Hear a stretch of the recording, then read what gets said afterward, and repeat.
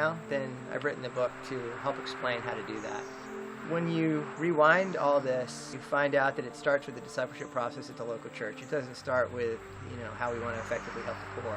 It just takes too much of our time and effort. If we had an army that we were training in the local church that knew how to do this a little bit more efficiently, I think that we could. What I think that we need to do from a church model level is to look at the parachurches that we support, understand their mission a little bit better, and allow them to explain the results that they think that they need to share with us, not the results that we want to hear. If you see a guy in the street corner that looks able to work, you probably think that that person should just get a job, get off the street, and if they would do the right things and they'd stop using a drug, alcohol as their excuse, they would probably be okay, right? They'd be able to get a place and live happily ever after.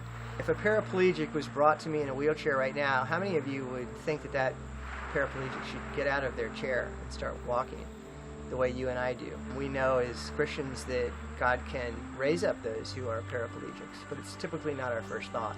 So why is it that we think that the guy and the gal on the street corner, who might be a paraplegic in their mind, should just become like us? When you have a personal relationship with another person, then you can start to understand the dynamics of their own situation, and then we can start to help them walk again. If the parachurch organization knows these things, but the local church does not, then there's a disconnect.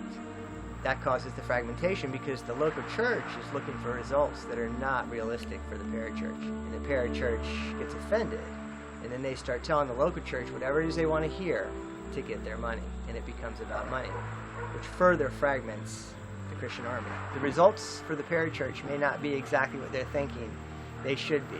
They need to understand that what the parachurch is doing and hold it accountable for realistic results. Now, take a person that's looking at the parachurch or the nonprofit in the local church. They're going to think that we're talking and communicating and we're getting along and then we're doing all the right things when we're not. We got to sit down with one another, understand one another a little bit better by investing in our own lives in order to help the poor.